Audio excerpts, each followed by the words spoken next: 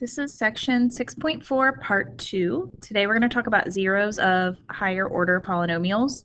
We're going to do a little bit more with polynomials and division. We're going to solve graphical and algebraic methods, or use graphical and algebraic methods to solve polynomial equations, use the fundamental theorem of algebra, and then also talk about complex solutions of a polynomial. So this lesson is going to put together a few things that we already know how to do.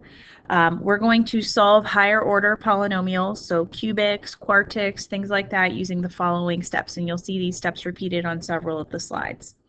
The first step that we're going to do is list all of our possible rational roots. So remember, that was our P's and Q's that we talked about in the last lesson. This list could get pretty large as possible solutions. So the next thing we're going to do is narrow that list down by using the graphing calculator to determine if any of those roots may be realistic. Once we have some roots in mind that we want to try, we're going to use synthetic division to divide and make our polynomial a little bit smaller, but then also find some zeros. And then once we have a quadratic, we can solve the remaining quadratic to get our additional solutions. So let's look at this first problem together. We're going to start with our P's and Q's. P's come from our constant value, which is 8 in this problem. So factors of 8 are 1, 2, 4, and 8. Q's come from our leading coefficient, which is 2. Factors of 2 are 1 and 2. So the possible values of P over Q are plus and minus 1, plus and minus 1/2 if I do 1 divided by each of my Q's, plus and minus 2, and then 2 over 2 is 1, it's already on my list, plus and minus 4. 4 over 2 is 2, it's already on my list, plus and minus 8, and then 8 over 2 is 4, it's already on my list. So that we have 10 possible rational roots. So now in your calculator, I want you to go to y equals, and I want you to graph this. Remember, your plot needs to be off, and then you also want to hit zoom 6 if you're in a weird window from anything we've done before. And I've got the calculator picture all ready to go here. Let's see if it'll show up for me. Hopefully. There it is. Okay, so there is the picture that you should see in your calculator. Go ahead and take a second and do that. Put your equation in y equals and hit zoom 6. Make sure your plot is off.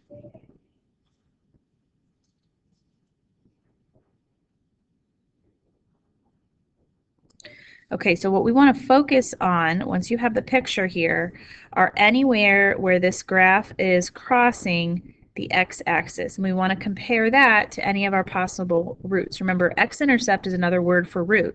So if we see in the picture that we have a potential x-intercept and we see it in our list of p's over q's, that tells us where we want to start with our synthetic division to solve our problem. And it looks like maybe -2 and -1 are possible values that are on this list that are also zeros or roots of this polynomial. So we're going to set up our synthetic division. So now we're on step 3 of the process. Remember, in your synthetic division, if you are missing a term, a power, make sure you put a 0 as a placeholder there. I'm just going to work from left to right, so I'm going to start with -2. If a number is a root, remember that that means we should get a 0 remainder. If you don't get a 0 remainder, you're just going to erase this and pick a different number and keep trying until we get that 0 that we're looking for. Bring down your first number, 2, multiply, add, multiply, add, multiply, add. So I did get my 0 remainder, which tells me a couple things. Number 1, x equals -2 is an actual root of this polynomial. It's my first solution. Second, what I'm remaining with now, because I started with a cubic, is a quadratic. So I'm going to put those variables back in. X squared minus x minus 4. If you're ever asked on your homework for a quadratic factor, that's this guy right here. We've factored the polynomial so far. We've factored out that -2, and we're left with the factor of 2x squared minus x minus 4. At this point now, you can either factor this or you can use the quadratic formula. If I have something in front of my x squared, I usually just go straight to the quadratic formula with these because that's always going to work, but you could try to factor if you want as well. So x equals, opposite of b is +1, plus and minus square root, b squared is 1, minus 4 times a is 2, times c is -4. all over 2a, 2 times 2.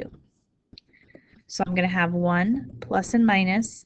Under that square root, I'm going to have, it looks like a positive 32 plus 1, so I'm going to have a 33 over 4. And 33, that square root does not break down, so we can't simplify this. So my solutions are, I have 3 solutions, and I'm going to write them all separately. Negative 2, 1 plus rad 33 over 4, and 1 minus rad 33 over 4. Now, if you want to check those last 2 answers, you can make them decimals in your calculator. Just do the calculation 1 plus rad 33 over 4, 1 minus rad 33 over 4. And those should approximately be those other 2 places on our graph where we saw x-intercepts. So one of them is going to be a value between 1 and 2, and the other one is going to be a value, it looks like, between -1 and -2. So that's a quick check that you've done this right if the values that you get are approximately where you're seeing x-intercepts on the graph. Okay, let's try another one. In order to do any of these problems first, you need everything to be on one side of the equation because essentially you're setting it equal to 0. So before I do anything for this problem, I'm going to take that 6x and I'm going to move it over to the other side. So I'm going to make it 0 equals 2x to the third minus 9x squared. It'll be plus 6x. I'm trying to keep my terms in order here, minus 1. Okay, so we're going to start with our p's and q's. P's come from my constant, which is just 1 here. Q's come from my leading coefficient, which is 2. So factors of 2 are 2 and 1. P's over Q's. I only have a couple here, plus and minus a half, plus and minus 1. Okay, so we have some numbers to start here. Back in the day, before people had graphing calculators, they would just start randomly testing these numbers until they got a 0 out. But because we have graphing calculators, it saves us a little bit of a time. So again, put this equation, the guy that's equal to 0, in y equals in your calculator. And we're going to look at a picture of this and see if any of these values are x-intercepts.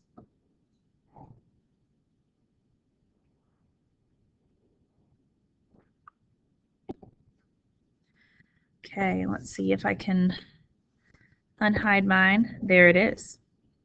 Okay, so comparing positive and negative a half, positive and negative 1, it looks like maybe only positive a half is going to be the one that works for me. And it is important that you do the P over Q, I want to mention, because just looking at this picture alone is not enough to tell you what number to test. Like, we don't know if that value between 0 and 1 is a half or a third or a fourth. So the P's over Q's narrow that down a little bit, especially when we have these fraction values that aren't as obvious. All right, synthetic division. 2, -9, 6, -1, and I'm going to try positive a half. So remember I said when we did that synthetic division, that number in the box is this root that we're testing. If we can factor it out, it helps us solve the equation. So we're going to bring down 2. Multiply 2 times a half is 1. Add -8. Multiply -4. Add 2. Multiply 1. Add 0. Okay, so 1/2 is my first solution. From there, I'm going to put my variables back in. I'm left with a quadratic. Looks like everything here is divisible by 2, so I'm going to simplify. This is an optional step, but if I divide everything by 2, I have some smaller numbers to work with, and 0 divided by 2 is just 0. And it looks like, again, I'm not going to be able to factor this, so I'm going to use my quadratic formula. X equals opposite of b is 4, plus and minus square root. B squared is 16, minus 4 times 1 times 1, all over 2 times 1.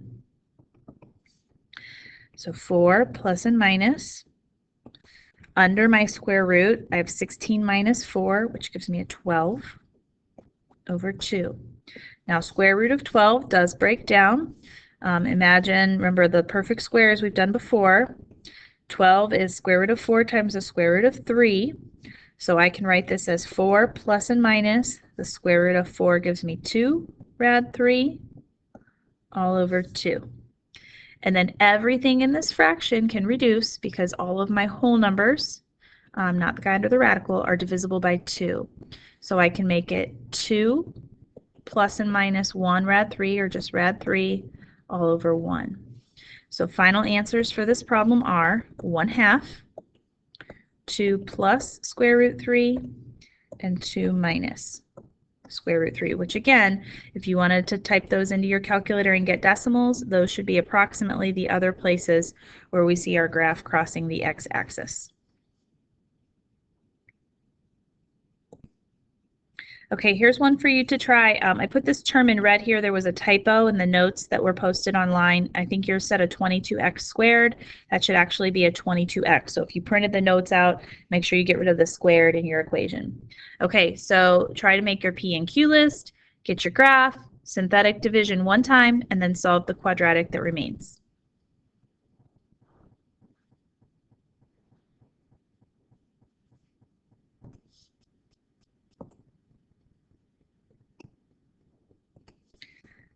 Values of P in this problem are factors of 15, so 1, 3, 5, and 15.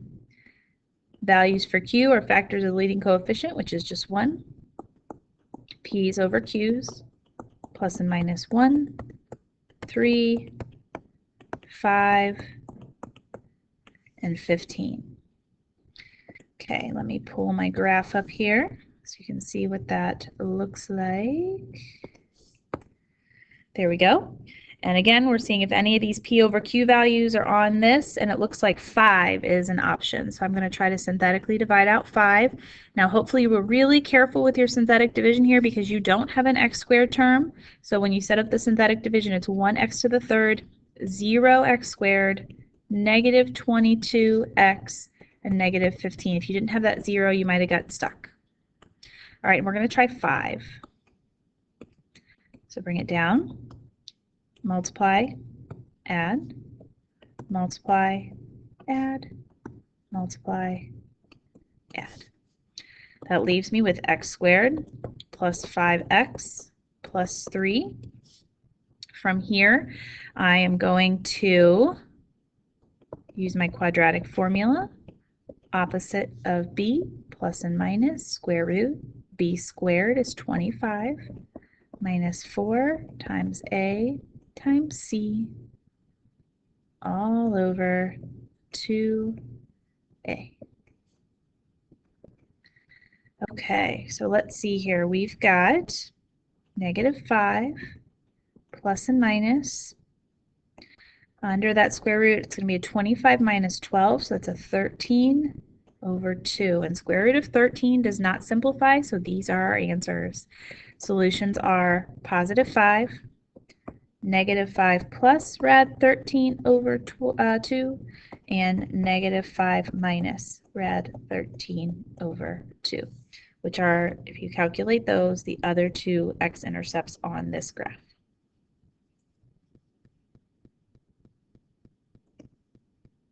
Okay, so let's see what happens now if I have a larger polynomial. So we did all cubic so far, degree 3. The next problems are degree 4, or quartic functions. The only difference in the steps is that you're going to have to use synthetic division twice to get your factor to be down to something that's a quadratic that's solvable. But the procedure is still the same. So let's look at this one. We're going to start again with our p's and our q's. P's are constant values. Factors of 12 here are 1, got a lot of them, 2, 3, 4, 6, 12. Factors of Q, which is my leading coefficient 3, are 1 and 3. Possible values for P over Q are plus and minus 1, plus and minus 1/3, plus and minus 2, plus and minus 2/3. Plus and minus 3, 3/3 is already on my list.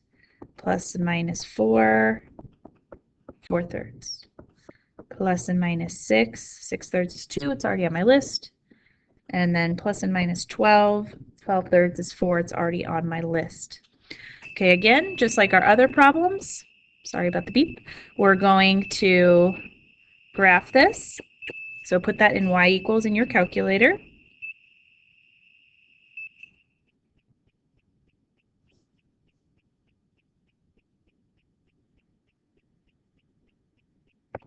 Okay, and your picture should look something like this. So again, we're looking for values that are x-intercepts that show up in this list, and we've got a lot of different options here. Let's see, it looks like 3 is maybe a good option, positive 3. So I'm going to start with that one. Remember, you're going to have to do synthetic division twice, so we're going to have to pick at least 2 numbers off of here somewhere to try. Setting up my synthetic division, 3, negative 11. I do not have an x squared term, so I'm going to put a 0 there. 22, negative 12. And again, I'm going to try 3. If it doesn't work, we'll just pick another number. Bring it down. Multiply, add. Multiply, add. Multiply, add. Multiply, add. So 3 works. Okay, now I need to pick another number on this list, and it looks like it's going to have to be one of my fractions. So 1/3, 2/3, 4/3, or in any of the negative values. I'm going to say, I'm guessing off of this, maybe 2/3, and then positive and negative 4/3, but those aren't quite close to where I'm looking. I'm going to try 2/3. Let's see what happens. Now, if you are doing synthetic division more than once, you are continuing with your answer after the first synthetic division. Do not go back to the original polynomial, because every time we synthetically divide, we're making our factors smaller and smaller, and we're trying to get to the point where it's a degree 2. So because I had degree 4 to start, I have to do synthetic division 2 times in a row to get it down to degree 2, where it's a quadratic, where it's solvable for us. Okay, so always just keep going. And again, if I don't get a 0 here, I'll just erase this step and try a different number. Bring down my 3. Multiply 2/3 times 3 is 2. Add them together, 0. 0, negative 6. Negative 6 times 2/3 is negative 12/3, which is negative 4, and I get a 0. Now, by the way, if I had divided these in the opposite order, if I divided 2/3 first and 3 second, my work in the middle might look a little different, but you would end up with the same values at the end after you've divided them both out. So if you've done synthetic division twice, if you have a quartic, you can put your variables back in. I have a 3x squared now, a 0x, so I'm not going to write that, minus 6 equals 0. And now you want to think about, how do I solve this quadratic? Remember, we have options. We can factor it. We can use a quadratic formula, which we've done on the other problems. This one, I only have an x squared, so we can use our root method. We can move the 6 over. We can divide by 3. 6 divided by 3 gives me 2. And then we're going to take the square root of both sides. Don't forget, because it's an even root, we're putting a plus or minus in front of it. So plus and minus. Square root 2 does not simplify. So the final answers for this problem are 4 of them. 3, 2/3, positive square root 2, and negative square root 2. Positive and negative square root 2 are about 1.4 and negative 1.4, so that makes sense for those other 2 x-intercepts we were seeing. Okay, so let's try another one. Same idea here. I'm going to start with my p's and q's. Values of p are factors of 9, 1, 3, and 9. Values of q are factors of 2, 1 and 2. My possible p over q values are plus and minus 1, plus and minus 1/2, plus and minus 3, plus and minus 3/2, plus and minus 9, plus and minus 9/2. Okay, go ahead and type this equation in your y equals, hit graph, and let's see if any of these look like good potential solutions that we can divide out and factor our polynomial with.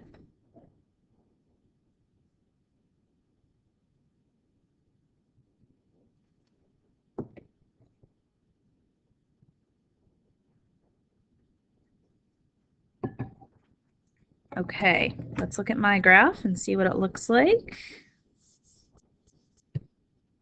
There we go. Move it down a little bit. There we are. Okay, so values where it looks like it's hitting. It looks like it's hitting maybe at -1, maybe around -3, and then somewhere between 1 and 2. So maybe 3/2 as well could be an answer here. All right, so let's pick maybe -1 and see what happens with that one. Again, if you try one of the other numbers, that's fine. Order doesn't really matter here. So I'm going to try -1. Bring my 2 down. Multiply, add. multiply, add, multiply, add, multiply, add. Okay, so -1 is my first answer. Now, what's interesting about the graph at -1 is that it looks like it's turning around on the x-axis at that point. And remember what that meant in one of our previous lessons. It meant that the multiplicity was even, that the root occurs an even number of times. So what I can try to do here to see if that's the case is I can actually divide out -1 again. Okay, and this will only happen if you're turning around at that point on the x-axis. We can see if this root occurs twice. So bring my 2 down. Multiply, add, multiply, add, multiply, add. And we do get that root that appears twice. So if you can divide it out twice, it's a root of multiplicity of 2 or a solution twice. Okay, now I am left with a quadratic.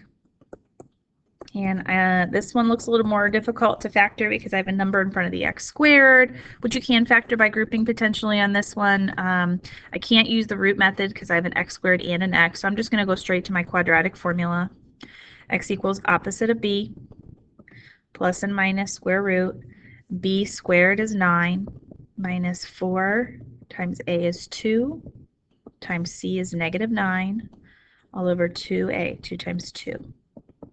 So I have -3 plus and minus. Let's see what that's going to give me. I'm going to have a 54. Oh, no, that's going to be bigger than that. I think I'm going to have a 72 plus 9, maybe an 81. I'm going to double check that in my calculator here. Oh, yeah, 81 under my square root. And that's one of our perfect squares. So I can simplify this to -3 plus and minus 9 over 4, and I don't have a square root anymore. If you end up with all whole numbers, this means actually we could have factored that, but we can get my solutions just by simplifying. Once with the plus and once with the minus will be the solutions that come from this. If I simplify with the plus, -3 plus 9 will be 6 over 4. And that reduces to 3/2. And that was a number on our list up there that we thought might have been an x-intercept. And if I do -3 minus 9, that's -12 divided by 4, which is -3. So in this case, all of my solutions, which I'll write them at the top here because I ran out of room, -1, which has a multiplicity of 2, 3/2, and -3 were all rational solutions. And I put that here because you might see that question pop up in my math lab. It may only ask for rational solutions, which in this case, all of my answers were rational solutions because they were in my P over Q list. But if we look at some of these other ones, like my last problem where I got a square root 2 and a negative square root 2, those were not in my P over Q list. So if this problem asked for rational zeros, I would only list 3 2/3.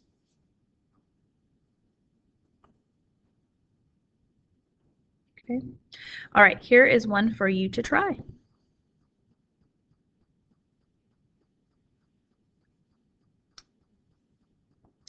All right, values for P here. Factors of 6, 1, 2, 3, and 6. Values for Q are 1. Possible values of P over Q are 1, 2, 3, and 6.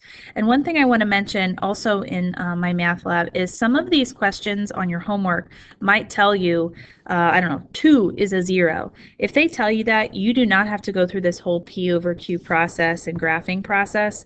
But if they don't tell you what a 0 is, we're kind of practicing worst case scenario in all of these. But yeah, if they told you like 2 is a 0, you could just go straight to your synthetic division and start dividing things out. So know that you don't have to do this every single time if you're given a little extra information in your problem.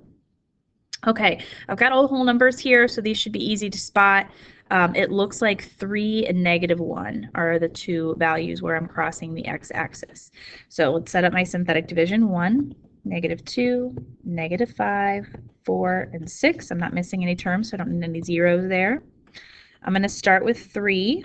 Again, if you started with the other number, that's fine. You'll end up with the same quadratic I do. Multiply 3, add 1, multiply 3, add -2, multiply -6, add -2, multiply -6, add 0. Okay, and then -1. Let's try that one. 1, -1, 0, 0, -2, 2, and 0. Okay, and again, if you divided those out in the opposite order, you should still have 1, 0, negative 2 at the end, which means my quadratic is x squared minus 2 equals 0. Because there's just an x squared here, you can solve using the root method. I'm going to add 2 and take the square root. Because it's an even root, don't forget your plus and minus. So again, we end up with positive and negative square root 2. So your final answers here, the two rational solutions are 3 and negative 1, the ones that came from my P over Q list. And then the other solutions that are irrational are negative square root 2 and positive square root 2.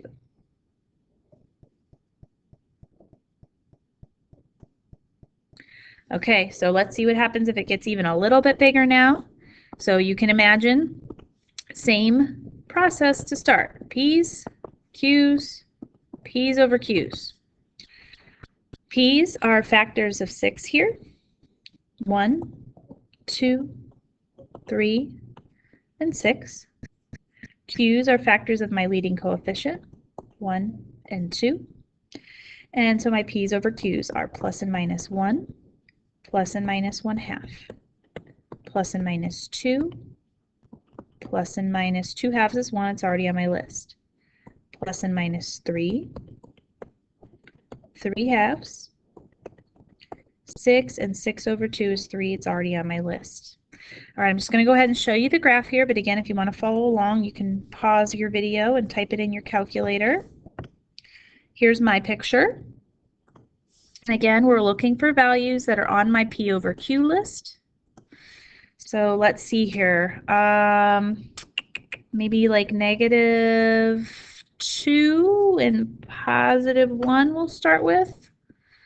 Now, because this is a degree 5 polynomial, remember we're trying to get it down to a quadratic, a degree 2, this just means I'm going to have to do more synthetic division. Instead of 2 sets of synthetic division, we're going to need to do 3 sets to get it down to where it's solvable, to get the remaining solutions.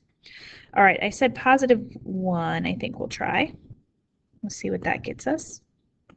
Bring down my 2, multiply, add, multiply, add, multiply, add, multiply, add, multiply, add. Okay, so that one's good. It said negative 2 maybe looks like an option. Let's try that guy. I always like to try my whole numbers first. 2, negative 4, negative 1, 2, negative 6, 12, 3, negative 6, 0. Okay, so first synthetic division got me down to a 4th degree polynomial. Second synthetic division got me down to a 3rd degree polynomial, a cubic. I got to do it one more time. Let's see, I think I'm going to have to use a fraction here. Maybe positive 1/2 might work. Let's try it. Bring it down, multiply, add, multiply, add, multiply, add. Okay, so my first 3 solutions are 1, negative 2, and 1/2. And remember, those are roots or zeros, so anytime your homework or test or quiz asks you for those, all interchangeable terms there. All right, now because I did synthetic division 3 times, I have a quadratic, a degree 2 that remains. So I have 2x squared minus 6, because I don't have an x term there, equals 0. Again, I just have that x squared, so I'm just going to use my root method. I'm going to add 6. I'm going to divide by 2, gives me 3. So I'm going to get x equals, don't forget your plus or minus because it's an even root, square root of 3.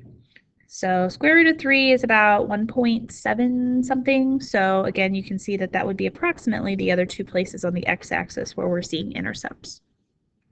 So this time we have 5 solutions. 1, negative 2, 1/2, square root 3, and negative square root 3. The first 3 are rational solutions. The last 2 are irrational solutions.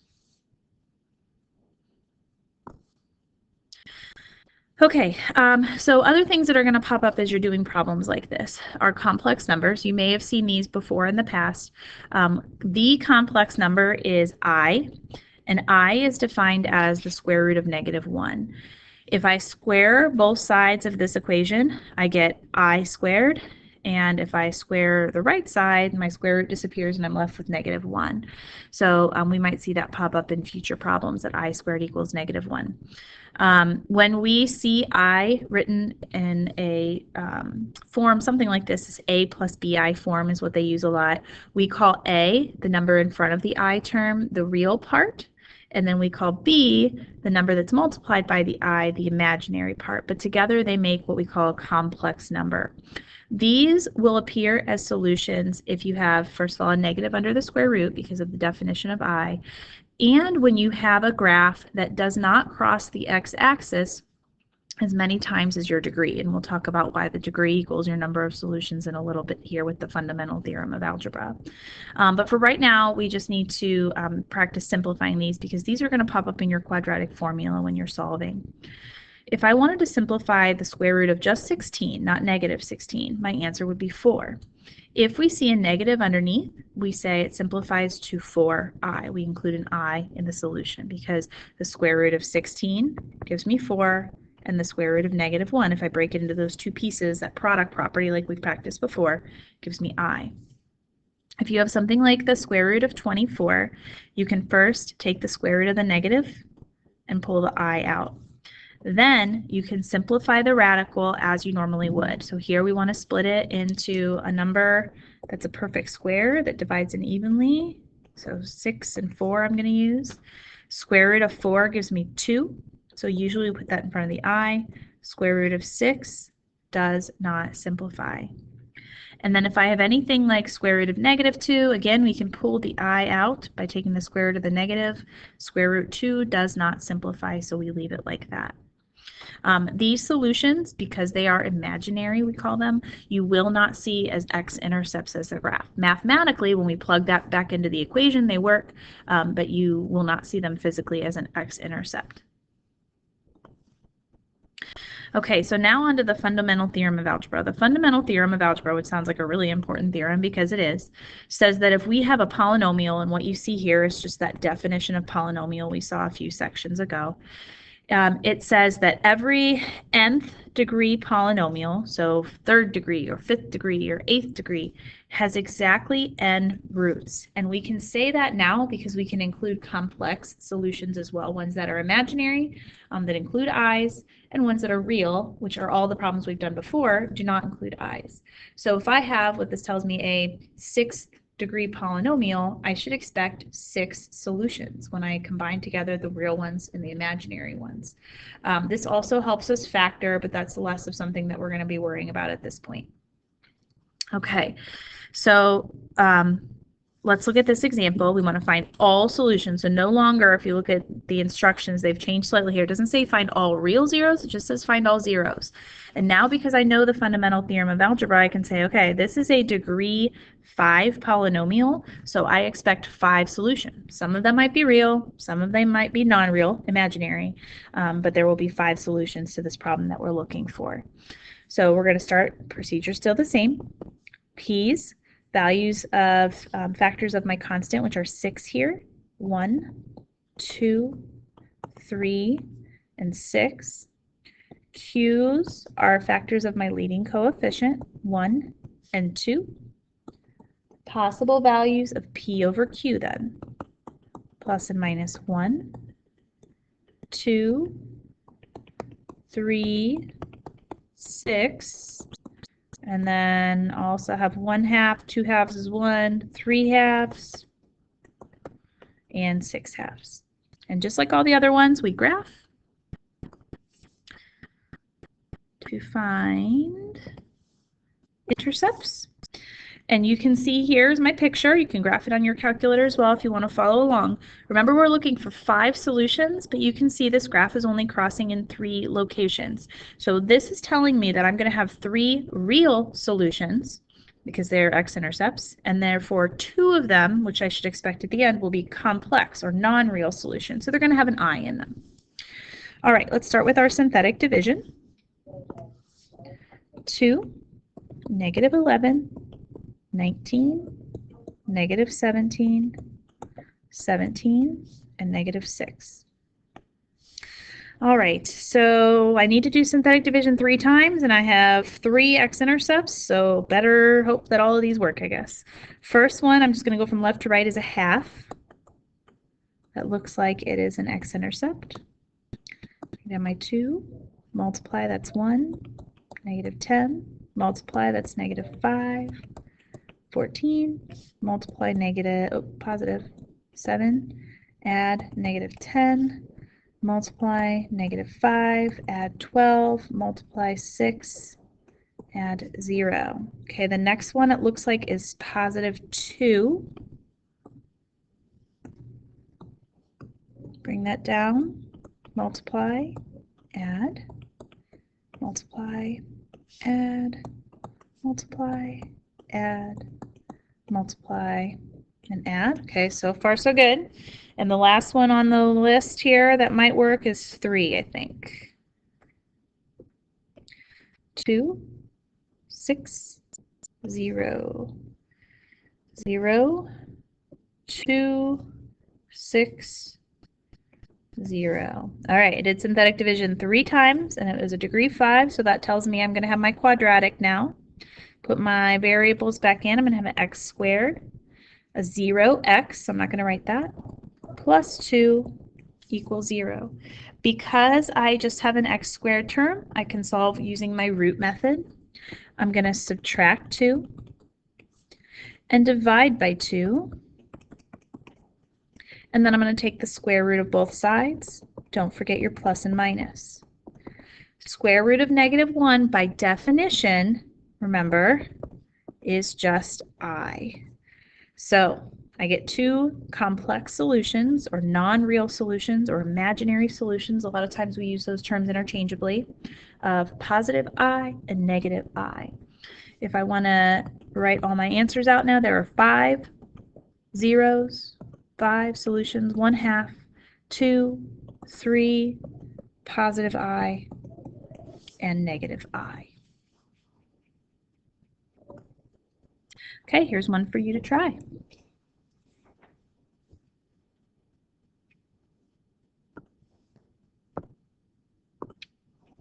All right, you should have had your p values of 1, 3, and 9, q values of 1 and 2.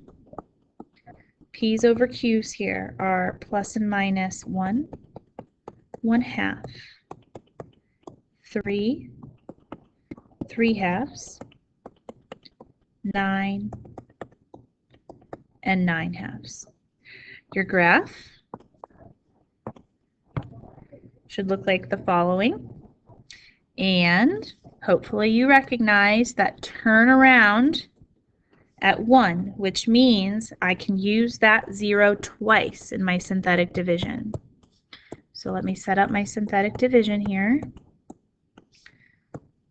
Divide out 1, 2, 2, negative 8, negative 8, 15, 15, negative 9, negative 9, 0. Now at this point you have a cubic, a degree 3, so we can't solve it. We know we have to do synthetic division again. You don't see anything else on this x-axis, so that's really when you want to pay attention to those multiplicities of 2 that are even on our graph, because we can use it a second time to make my equation factor to an even smaller form that's then solvable. Bring down my 2, multiply, add, multiply, add, multiply, add. All right, so then you should have been left with the quadratic 2x squared minus 6 plus 9 equals 0. And remember, we call that a quadratic factor. So if you see that in my math lab, that's what it's asking for. You're just going to write down that those 3 terms. I'm going to go straight to my quadratic formula here because I know I'm going to get imaginary solutions. I don't see any other places where it's crossing on this x-axis, so I know I'm going to get something kind of gross, so we might as well use the quadratic formula. This is not factorable. X equals opposite of 6 plus and minus square root. B squared is 36 minus 4 times A times C all over 2A, 2 times 2. Under your square root, you have 36 minus 72, which is negative 36. And the denominator is a 4. Square root of 36 is 6, and then because we have that negative under there, we say 6i, and then everything in my fraction here is divisible by 2. So we can say either 3 plus and minus 3i over 2, or a lot of times when we write answers like this, we'll split it into what we call the real part and the imaginary part. So pretty much that's just applying the denominator to both chunks of the numerator.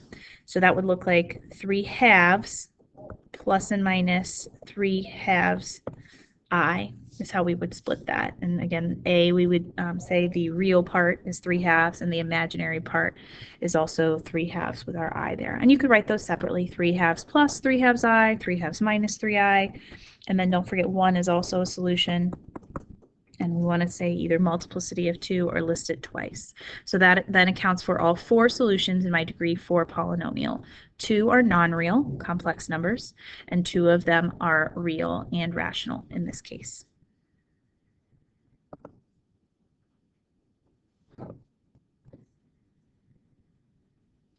All right, so let's look at an application problem. Here, this is a revenue problem. It says the revenue from the sale of a product is given by the following. R equals 1640x minus 83x squared minus x to the third. And we know that the sale of 5 units gives a total revenue of $6,000. We want to use synthetic division to find another number of units that will also give us $6,000 in revenue. So we're going to set up our equation here first. We know that $6,000 is the revenue, so we're going to plug that in for R.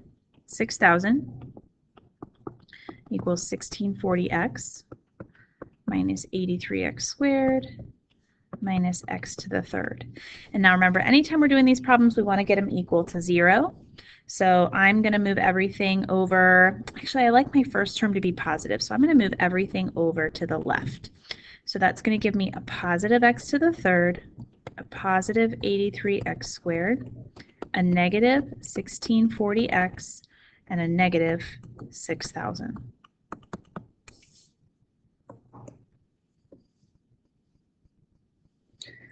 Okay, so now that we've got our equation equal to 0, we want to use the fact that we know 5 units will give us a total revenue of 6,000. So that means 5 is one of our solutions, or a 0, or a root. So we don't have to worry about P's and Q's here. We can just go ahead straight to our synthetic division.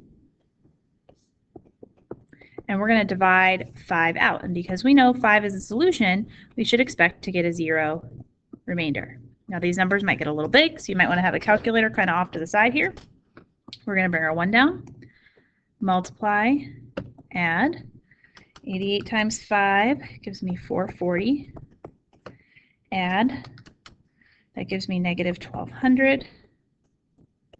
Multiply. Sorry. That's a negative 6,000. I just realized what I did earlier. That 6,000 above was positive because I should be getting remainder 0. There we go. Okay, made it negative for some reason because I was flipping the signs of everything else. And now we are left with a quadratic, x squared plus 88x minus 1,200. And if I solve that, I'm going to get the other 2 potential solutions for this problem. This one I believe is factorable. You can find 2 numbers that multiply to negative 1,200 and add to 88. There's quite a big set of numbers that you would have to run through there, so I'm just going to go straight to the quadratic formula. Opposite of b, plus and minus square root b squared, 7744, minus 4 times a times c, all over 2a. So now I have negative 88 plus and minus, let's simplify under that square root. So I have 7744, which was my b value squared, minus 4 times 1 times negative 1,200. So under that square root is 12,544. And then that's divided by 2. And that, if you take the square root of 12,544, that is a perfect square. We're going to get negative 88 plus the square root of that is 112 over 2. So now if I simplify this expression, once with the plus and once with the minus, we're going to get our other 2 solutions and see what those look like in this situation. So negative 88 plus 112 gives me 24. divided by 2 gives me 12. If I do negative 88 minus 112 divided by 2, I'm going to get negative 100. Now remember what we're looking for here, because this is a real life situation.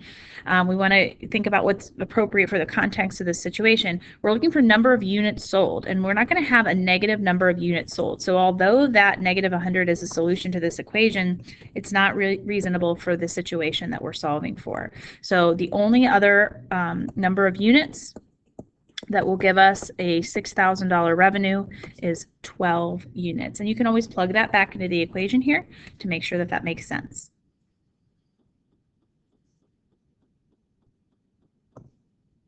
Okay, here is the last problem. This is a profit problem, and this is yours to try. I'm going to just walk through it with you and get you set up. It says the profit function P of X in dollars is given by the following equation, where X, again, is number of units that are produced and sold. A break even, which means when your profit is equal to 0, that's when your break even occurs. That's going to pop up in the next couple lessons. When 60 units are produced and sold. So that is given one of your solutions. That's a value that will make your profit equal to 0. You're going to use synthetic division like we did in the last one to find that quadratic factor, or the quadratic that remains, and then factor, or you can use a quadratic formula to find another number of units other than 60 that'll give you that break-even point, or a profit equal to 0. And then you can verify that with a graph, or you can verify it algebraically. Algebraically is just plugging your answer back in and making sure it works. All right, go ahead and try it.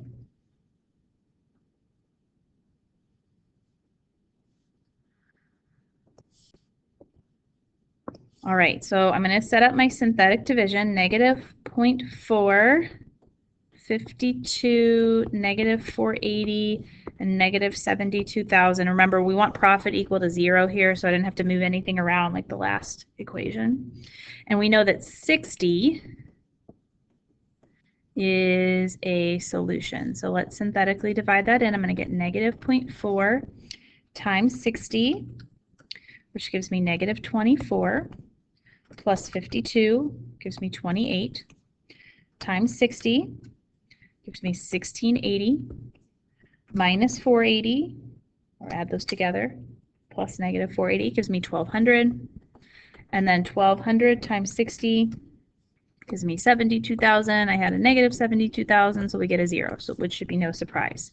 So now you have negative 0.4x squared plus 28x plus 1200. So that's the answer to part A. Part A was asking find that quadratic factor. So negative 0.4x squared plus 28x plus 1200 is that quadratic factor. Now for part B, you can either factor, or I'm just going to use the quadratic formula because I think that's easier here to solve for any remaining solutions.